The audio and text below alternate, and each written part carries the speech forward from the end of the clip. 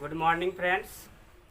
आज हम लोग एक क्लास 12th के एक बहुत ही इम्पोर्टेंट टॉपिक को लेकर के प्रेजेंट है आप लोगों के सामने में। और ये टॉपिक है इलेक्ट्रिक डाइपोल के कारण किसी बिंदु पर इलेक्ट्रिक पोटेंशियल का व्यंजक निकालना।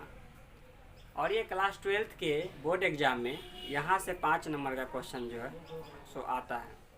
तो इस डेरिवेशन को हम लोग बहुत अच्छे तरीके से सीखने का प्रयास करेंगे और जानेंगे कि कैसे जो है सो इलेक्ट्रिक डाइपोल के कारण किसी बिंदु पे यहाँ पर हम लोग अक्ष पर, निरक्ष पर और किसी बिंदु पे हम लोग विभव और इंटेंसिटी निकालते हैं। तो आज की क्लास में हम लोग ये जानेंगे कि किसी इलेक्ट्रिक डाइपोल के कारण किसी भी बिंदु पे कैसे विभव का व्यंजक प्राप्त करते हैं। तो इसके लिए हम क्या करेंगे, एक इलेक्ट्रिक डाइपोल ले लेंगे। सबसे पहले मैं बता दूं कि इलेक्ट्रिक डाइपोल किसे कहते हैं। तो देखिए यहाँ पे फोटो में आप देख सकते हैं ए और बी दो बिंदु है और जहाँ पे माइनस क्यू और प्लस क्यू चार्ज रखा हुआ है और उसका बीच का जो डिस्टेंस है वो बहुत कम है। और ये डिस्टेंस जो अल्प डिस्टेंस होता है 2L इसको मानते हैं 2L। और वो जो है उस इलेक्ट्रिक डाइपोल का सेंटर है। आप लोग जानते होंगे इलेक्ट्रिक डाइपोल का परिभाषा से कि जब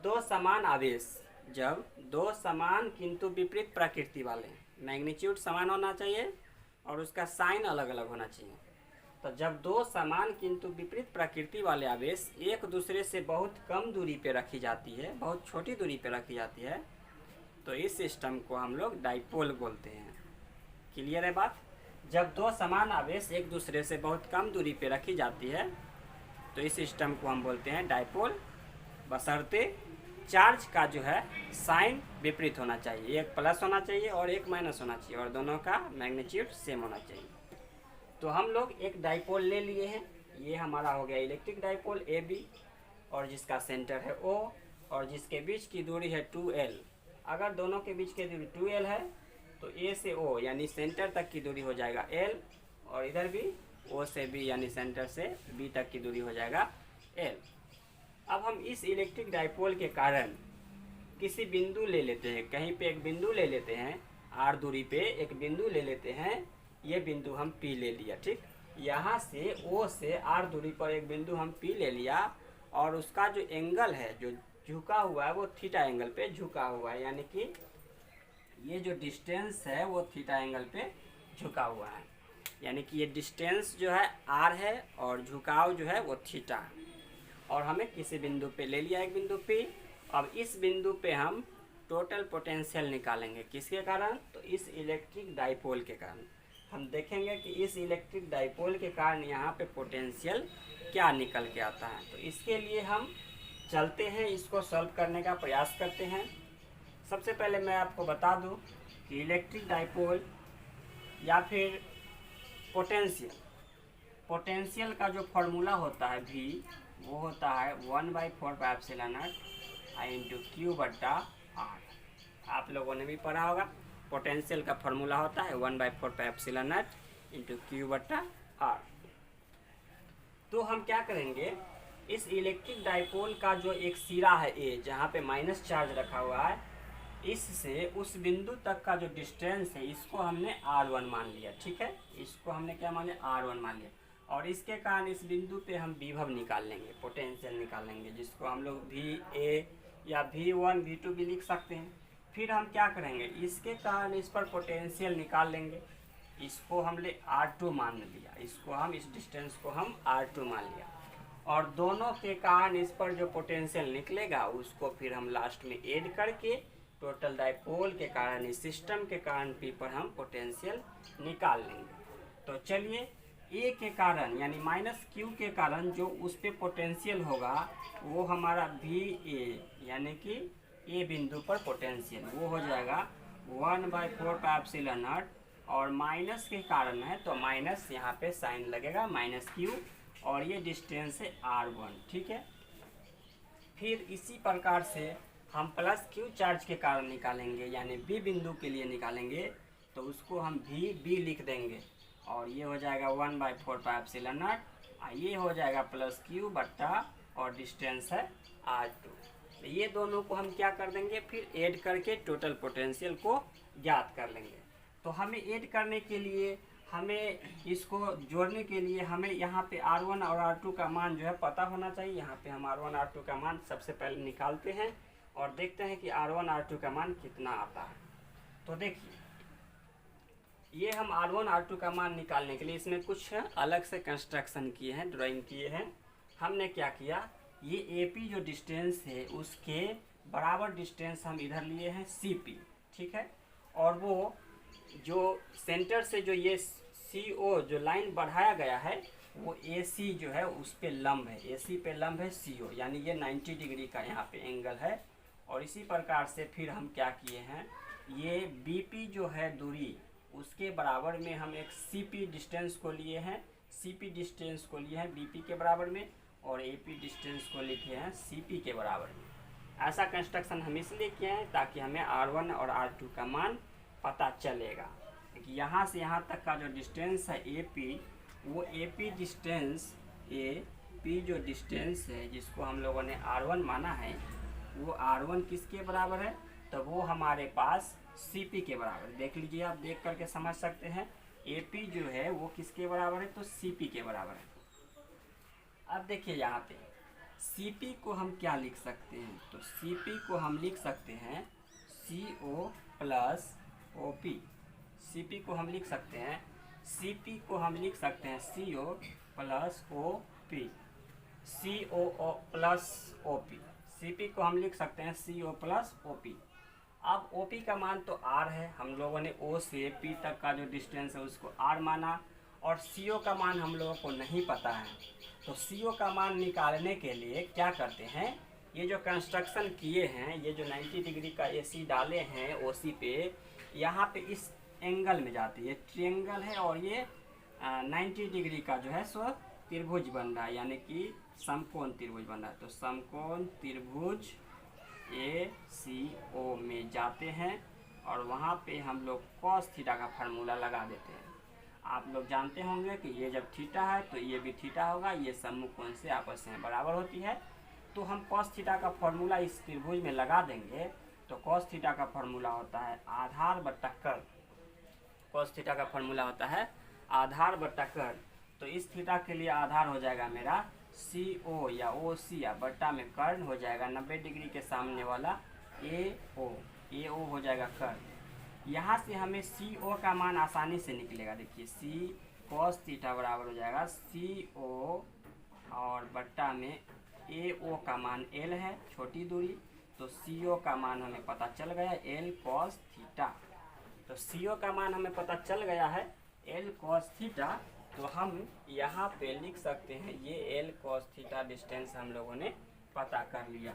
अब देखिए यहाँ पे हम CO के जगह पे L cos थीटा अगर पुट कर देते हैं तो CO के जगह पे L cos थीटा और OP का मान क्या है, R है, OP का मान है R। तो ये हमारे पास R1 का मान निकल चुका है, R1 बराबर L cos theta plus R।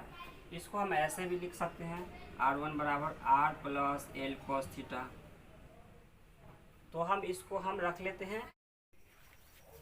तो अब हम लोग क्या करेंगे, A बिंदु के कारण P पर पोटेंशियल और B बिंदु के कारण P पर पोटेंशियल दोनों को आपस में जोड़ करके डायपोल के कारण टोटल पोटेंशियल को हम लोग निकालेंगे।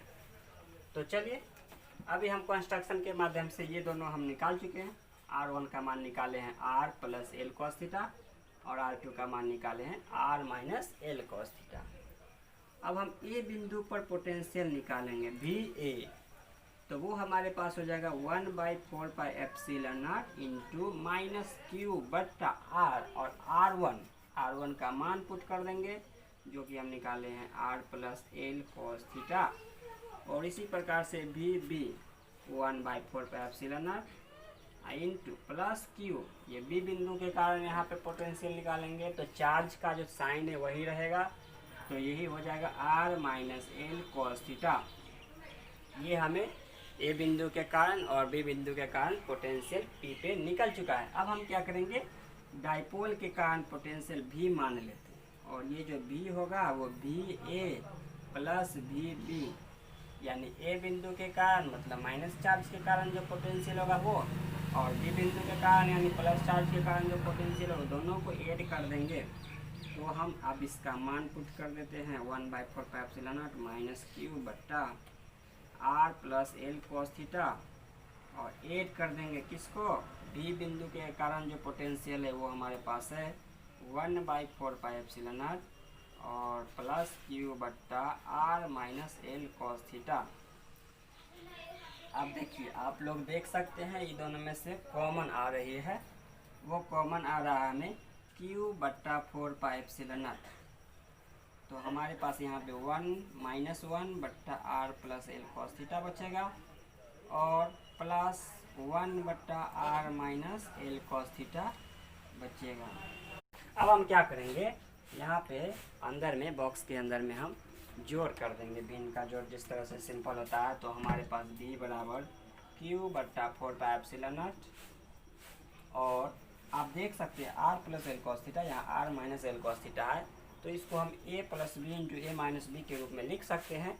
और ए प्लस बी इंटू ए माइनस बी का फॉर्मूला आप लोग जानते हैं, A square minus B square होता है।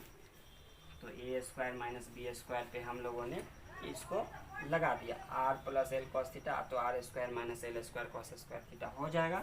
अब देखिए भिन्न का जोड़ जैसे करते हैं, इसको यहाँ गुना करते हैं तो minus R plus minus minus plus हो जाएगा एल कॉस थीटा, और ये यहाँ पे गुना होगा तो प्लस आर और प्लस एल कॉस थीटा।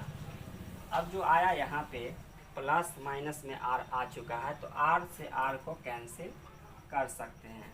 तो भी का मान आ गया क्यू बट्टा 4πε0 इंटू ऊपर में आप देख सकते हैं एल कॉस थीटा तो 2l कॉस थीटा और बट्टा में R square minus L square cos square theta. तो यहाँ पे आप देख सकते हैं कि q इंटू 2l आ गया है, और q इंटू 2l आपको याद होगा ये जो है डाइपोल मोमेंट होता है। तो q इंटू 2l के जगह पे हम क्या रिप्लेस कर सकते हैं p। तो v बराबर 1/4πε0 इंटू q इंटू 2l के जगह पे p डाल देंगे, p कॉस थीटा बट्टा में R square minus L square cos square theta. यहाँ पे एक कंडीशन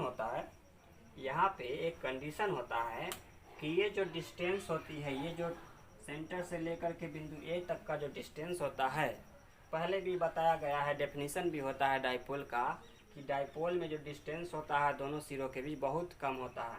तो किसकी तुलना में, तो इस आर की तुलना में। तो आर की तुलना में जो एल का जो वैल्यू है वो नगण्य के बराबर है, यानी कि आर जो है वो बहुत ज़्यादा है, एल बहुत कम है। एल जो है वो बहुत कम है किसकी तुलना में, आर की तुलना में। तो जब हम आर के रिस्पेक्ट में एल को लेते हैं तो वो नगण्य होता है, तो हम एल के जगह पे क्या कर देंगे, 0 डाल देंगे। तो 1/4πε0 p कॉस थीटा बट्टा में आर स्क्वायर, और यहाँ पे एल के जगह पे 0 डालेंगे तो ये हो जाएगा हमारा, ये पूरा का पूरा 0 हो जाएगा। तो इस प्रकार से ये जो हमारे पास व्यंजक प्राप्त हुआ, ये व्यंजक हुआ इलेक्ट्रिक डाइपोल के कारण किसी भी बिंदु पर इलेक्ट्रिक पोटेंशियल निकालने का यही तरीका होता है। आप इस व्यंजक के माध्यम से निरक्ष पे और अक्ष पे डाइपोल का आप जो है पोटेंशियल निकाल सकते हैं। मैं करके दिखा देता हूँ। देखिए आप लोग जिस प्रकार से पढ़े होंगे कि अक्ष पे और निरक्ष पे डाइपोल का पोटेंशियल क्या होता है, तो आप इसी माध्यम से निकाल सकते हैं। v बराबर 1/4πε0 और p cos थीटा। अगर हमें अक्ष पे निकालना रहेगा, अगर हमें अक्ष पर p बिंदु लेंगे और वहाँ पे निकालना रहेगा, तो इस स्थिति में थीटा का मान हमें कितना हो जाएगा, 0 डिग्री हो जाएगा। थीटा का मान हो जाएगा 0 डिग्री, और बट्टा में क्या है, आर स्क्वायर। तो v बराबर 1/4πε0 और p cos 0 का मान 1 होता है, तो p बट्टा आर स्क्वायर। तो ये फार्मूला होता है अक्ष के लिए, ये फार्मूला होता है। इसका भी डेरिवेशन होता है जो कि हम लोगों ने सिद्ध भी कर चुका। उसके बाद हम देखते हैं कि लंब समविभाजक रेखा पे यानी कि निरक्ष पे, यानी कि सेंटर से 90 डिग्री के एंगल जब बनाएगा ऊपर की दिशा में, तो उस स्थिति में थीटा का मान जो है तो 90 डिग्री होगा। तो हमारे पास पोटेंशियल हो जाएगा 1/4πε0 P cos 90 बट्टा में r²। तो ये हो जाएगा 1/4πε0 और P इंटू इसका मान 0 बट्टा में r², यानी कि V बराबर 0। तो हम लोग जानते हैं कि लंबसम विभाजक रेखा पे परपेंडिकुलर बाइसेक्टर लाइन पे जो है पोटेंशियल डाइपोल के कारण वो 0 होती है। तो हमारे पास ये जो है, ये जो फार्मूला है, ये बहुत इंपॉर्टेंट है, एग्ज़ाम के लिए भी बहुत इंपॉर्टेंट है, यहाँ से न्यूमेरिकल भी बनता है। तो इस तरह से बहुत सारा डेरिवेशन को हम लोग सॉल्व करेंगे। आप लोग चैनल पे बने रहें और अपनी तैयारी को मजबूती प्रदान करें।